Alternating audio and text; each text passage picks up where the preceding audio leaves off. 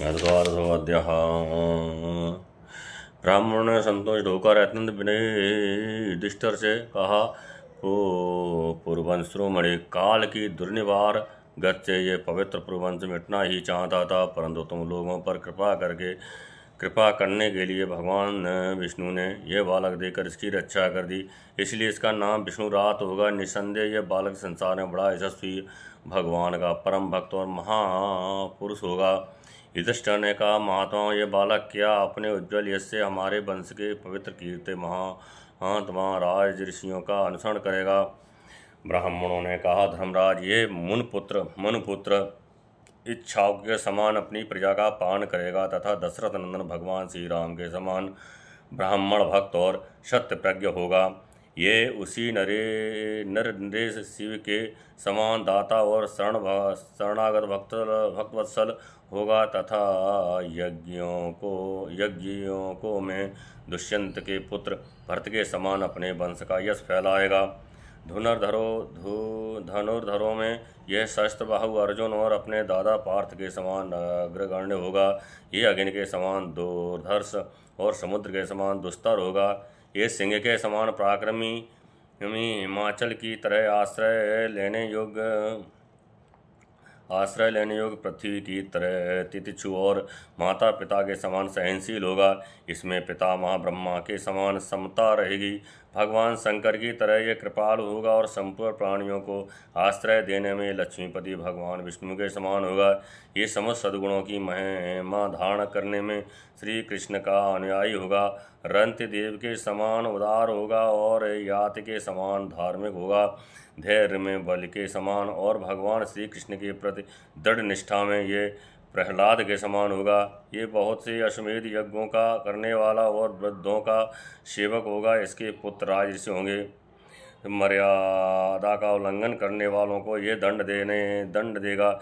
ये पृथ्वी माता और धर्म की रक्षा के लिए कलयुग का भी दमन करेगा। ब्राह्मण कुमार के सांप से तक्षक के द्वारा अपनी मृत्यु सुनकर ये सबकी आसक्ति छोड़ देगा और भगवान के चरणों की शरण लेगा। राजन व्यास नंदन सुखदेव जी ये आत्मा के यथार्थ स्वरूप का ज्ञान प्राप्त करेगा। सुखदेव जी से यह आत्मा के यथार्थ स्वरूप का ज्ञान प्राप्त करेगा और अंत में गंगा तट पर अपने शरीर को त्याग कर निश्चय ही अभय पद प्राप्त करेगा। ज्योतिषशास्त्र के विशेषज्ञ ब्राह्मण राजा युधिष्ठिर को इस प्रकार बालक के जन्म लगन का फल बताकर और भेंट पूजा लेकर अपने अपने घर चले गए। वही यह बालक संसार में परीक्षित के नाम से प्रसिद्ध हुआ, क्योंकि वह समर्थ बालक गर्भ में जिस पुरुष का दर्शन पा चुका था उसका स्मरण करता हुआ लोगों में उसी की परीक्षा करता रहता था कि देखें इनमें से कौन सा वह है। जैसे शुक्ल पक्ष में दिन प्रतिदिन चंद्रमा अपनी कलाओं से पूर्ण होता हुआ बढ़ता है, वैसे ही वे राजकुमार भी अपने गुरुजनों के लालन पालन से क्रमशः अनुदिन बढ़ता हुआ शीघ्र ही सयाना हो गया। इसी समय स्वजनों के वध का प्रायश्चित करने के लिए राजा युधिष्ठिर ने अश्वमेध यज्ञ के द्वारा भगवान की आराधना करने का विचार किया, परंतु प्रजा से वसूल किए हुए करोड़ दंड जुर्माने की रकम के अतिरिक्त और धन न होने के कारण वे बड़ी चिंता में पड़ गए। उनका अभिप्राय समझकर भगवान श्री कृष्ण प्रेरणा से उनके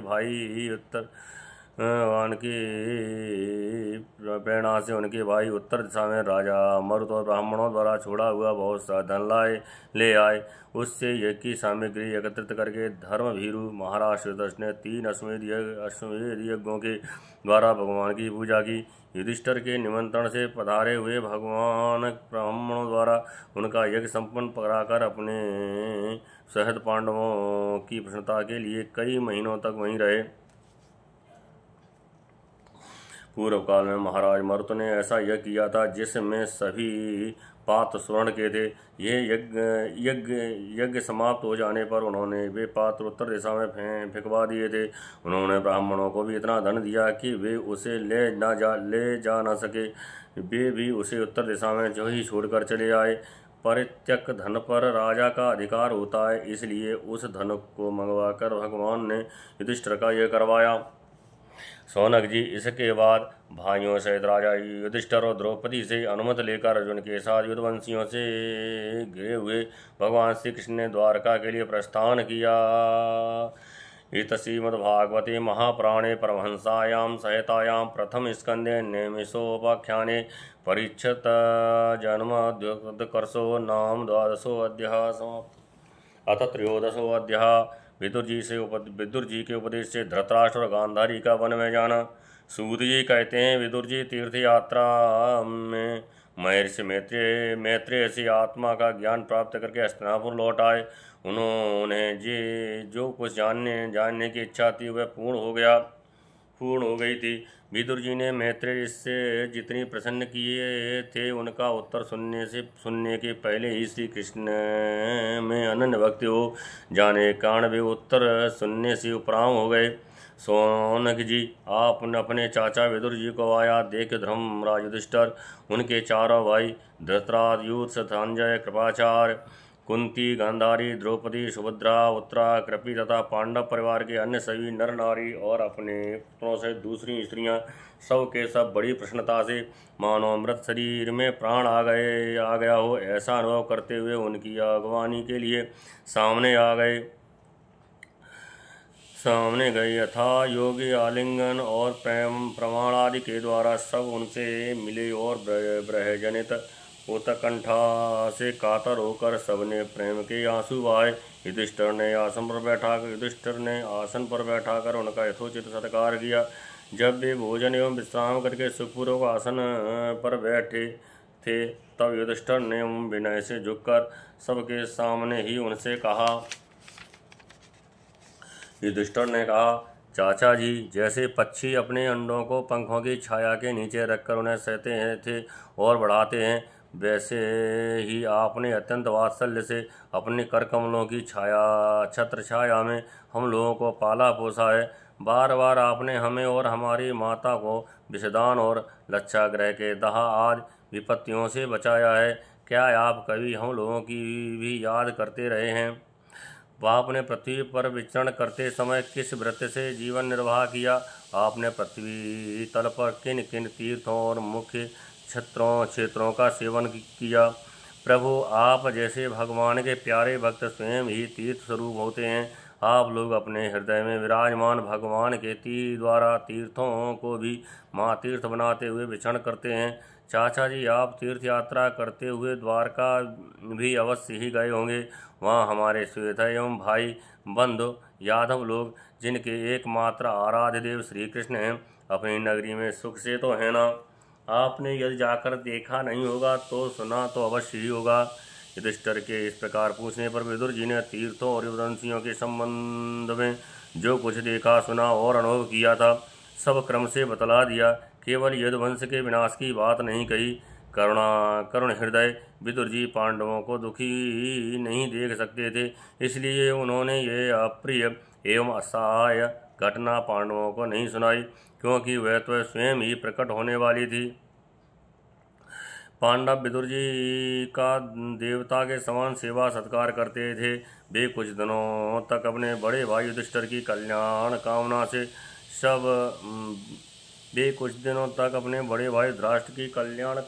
सब लोगों को प्रसन्न करते हुए सुखपूर्व हस्तिनापुर में ही रहे। विदुर जी तो साक्षात धर्मराज थे। मांडव्य ऋषि के शाप से ये 100 वर्ष के लिए शूद्र बन गए थे। इतने दिनों तक यमराज के पद पर आर्यमा थे और वही पापियों को उचित दंड देते थे। एक समय किसी राजा के अनुचरों ने कुछ चोरों का मांडव ऋषि के आश्रम पर पकड़ा। उन्होंने समझा कि ऋषि भी चोरों में शामिल होंगे, अतः वे पकड़ लिए गए और राजा आज्ञा से सब के साथ उनको भी सूली पर चढ़ा दिया गया। राजा को यह पता लगते ही कि ये महात्मा हैं, ऋषि को सूली से उतरवा दिया और हाथ जोड़कर उनसे अपना अपराध क्षमा कराया। मांडव्य जी ने यमराज के पास जाकर पूछा, मुझे किस पाप के फलस्वरूप यह दंड मिला? यमराज ने बताया कि आपने लड़कपन में एक टिड्डी को कुश की नोक से छेद दिया था, इसलिए ऐसा हुआ। इस पर मुनि ने कहा, मैंने अज्ञानवश ऐसा किया होगा। उस छोटे से अपराध के लिए तुमने मुझे बड़ा कठोर दंड दिया है, इसलिए तुम 100 वर्ष तक शूद्र योनि में रहोगे। मांडव जी के इस सांप से ही यमराज ने विदुर के रूप में अवतार लिया था। जय श्री राधे। राज प्राप्त हो जाने पर अपने लोकपालों सरीखे भाइयों के साथ राजा युधिष्ठिर वंशधर परीक्षित को देखकर अपनी अतुल संपत्ति से आनंदित रहने लगे। इस प्रकार पांडव ग्रस्ते काम धंधों में रम गए और उन्हीं के पीछे एक प्रकार से यह बात भूल गए कि अनजाने में ही हमारा जीवन मृत्यु की ओर जा रहा है। तब देखते देखते उनके सामने वह समय आ पहुंचा जिसे कोई टाल नहीं सकता था। जय जय श्री राधे। परंतु विदुर जी ने काल की गति जानकर अपने बड़े भाई धृतराष्ट्र से कहा, महाराज देखिए, अब बड़ा भयंकर समय आ गया है, झटपट यहाँ से निकल चलिए। हम सब लोगों के सिर पर वह सर्वसमर्थ काल मंडराने लगा है जिसके टालने का कहीं भी कोई उपाय नहीं है। काल के वशीभूत होकर जीव का अपने प्रियतम प्राणों से भी बात की बात में वियोग हो जाता है। फिर धन जन आदि दूसरी वस्तुओं की तो बात ही क्या है। आपके चाचा ताऊ भाई सगे संबंधी और पुत्र सभी मारे गए। आपकी उम्र भी ढल चुकी, शरीर बुढ़ापे का शिकार हो गया। आप पराए घर में पड़े हुए हैं। ओह ओह, इस प्राणी को जीवित रहने की कितनी प्रबल इच्छा होती है। इसी के कारण तो आप भीम का दिया हुआ टुकड़ा खाकर कुत्ते का सा जीवन बिता रहे हैं। जिनको आपने आग में जलाने की चेष्टा की, विष देकर मार डालना चाहा, भरी सभा में जिनकी विवाहिता पत्नी को अपमानित किया, जिनकी भूमि और धन छीन लिए, उन्हीं के अन्न से पले हुए प्राणों को रखने में क्या गौरव है। आपके अज्ञान की हद हो गई कि अब भी आप जीना चाहते हैं, परंतु आपके चाहने से क्या होगा। पुराने वस्त्र की तरह बुढ़ापे से गला हुआ आपका शरीर आपके ना चाहने पर भी चीड़ उगा जा रहा है। जय जय श्री राधे। अब इस शरीर से आपका कोई स्वार्थ सधने वाला नहीं है, इसमें फंसिए मत। इसकी ममता का बंधन काट डालिए। जो संसार के संबंधियों से अलग रहकर उनके अनजाने में अपने शरीर का त्याग करता है वही धीर कहा गया है।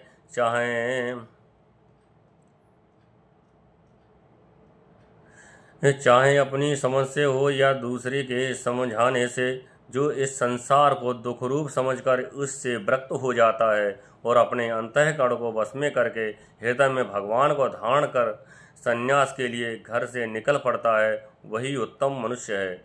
इसके आगे जो समय आने वाला है वह प्राय मनुष्यों के गुणों को घटाने वाला होगा। इसलिए आप अपने कुटुंबियों से छिपकर उत्तराखंड में चले जाइए।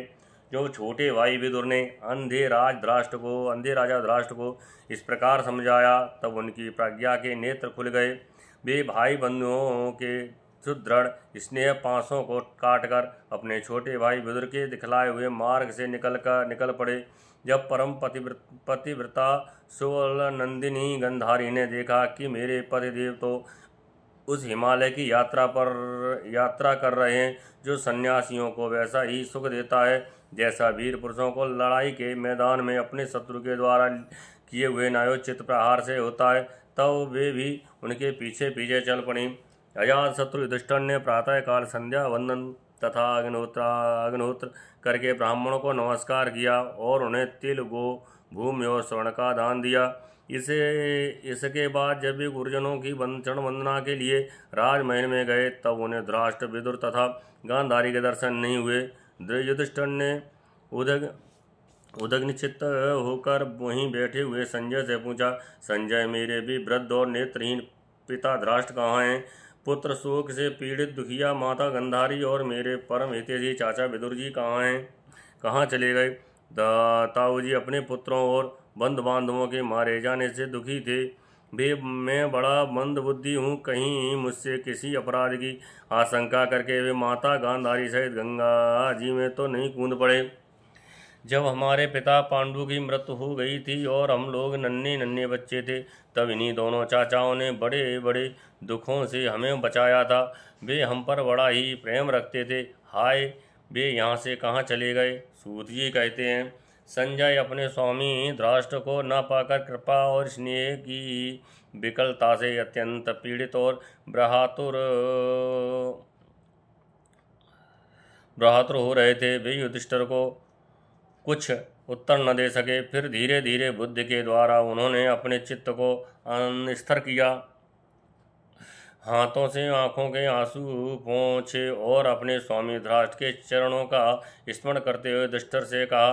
संजय बोले, कुरुनंदन, मुझे आपके दोनों चाचा और गांधारी के संकल्प का कुछ भी पता नहीं है।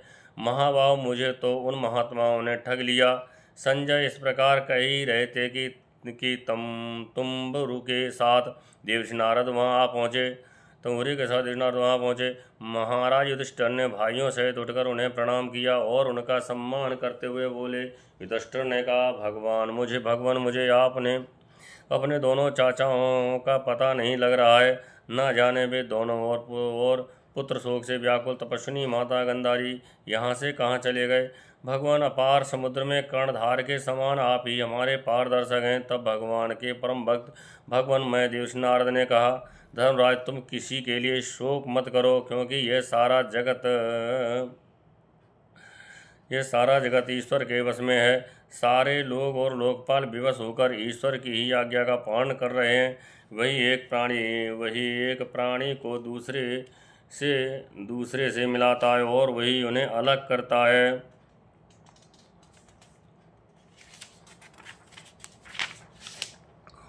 जैसे जैसे बड़ी रस्सी में बंधे और छोटी रस्सी से नथे रहकर अपने स्वामी का भार ढोते हैं, उसी प्रकार मनुष्य भी बड़ा आश्रम आदि अनेक प्रकार के नामों से वेद रूप रस्सी में बंधकर ईश्वर की ही आज्ञा का अनुसरण करते हैं। जैसे संसार में खिलाड़ी की इच्छा से ही खिलौनों का संयोग और वियोग होता है, वैसे ही भगवान की इच्छा से ही मनुष्यों का मिलना बिछुड़ना होता है। तुम लोगों को जीव रूप से नित्य मानो या देह रूप से अनित्य, अथवा जड़ रूप से अनित्य और चेतन रूप से नित्य, अथवा शुद्ध ब्रह्म रूप से नित्य अनित्य कुछ भी न मानो। किसी भी अवस्था में मोहजन्य आसक्ति के अतिरिक्त वे शोक करने योग्य नहीं है। इसलिए धर्मराज, वे दीन दुखी चाचा चाची असहाय अवस्था में मेरे बिना कैसे रहेंगे। इस अज्ञान जन्य मन की विकलता को छोड़ दो। ये 5 भौतिक शरीर काल, कर्म और गुणों के बस में है। अजगर के मुंह में पड़े हुए पुरुष के समान ये पराधीन शरीर दूसरों की रक्षा ही क्या कर सकता है। हाथ वालों के बिना हाथ वाले, 4 पैर वाले पशुओं के बिना पैर वाले तृण आदि, और इनमें भी बड़े बड़े जीवों के छोटे छोटे जीव आहार हैं। इस प्रकार एक जीव दूसरे जीव के जीवन का कारण हो रहा है। इस समस्त रूप में जीवों के बाहर और भीतर वही एक स्वयं प्रकाश भगवान, जो संपूर्ण आत्माओं के आत्मा हैं, माया के द्वारा अनेकों प्रकार से प्रकट हो रहे हैं।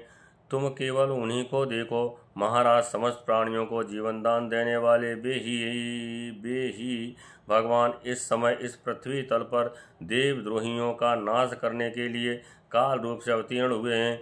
अब वे देवताओं का कार्य पूरा कर चुके हैं, थोड़ा सा काम और शेष है, उसी के लिए वे रुके हुए हैं। जब तक वे प्रभु यहाँ हैं, तब तक तुम लोग भी उनकी प्रतीक्षा करते रहो। धर्मराज, हिमालय के दक्षिण भाग में जहाँ सप्तऋषियों की प्रसन्नता के लिए गंगा जी ने अलग अलग 7 धाराओं के रूप में अनेकों 7 भागों में विभक्त कर दिया है, जिसे सप्त स्रोत कहते हैं, वहीं ऋषियों के आश्रम पर धृतराष्ट्र अपनी पत्नी गांधारी और द्रुपद के साथ गए हैं।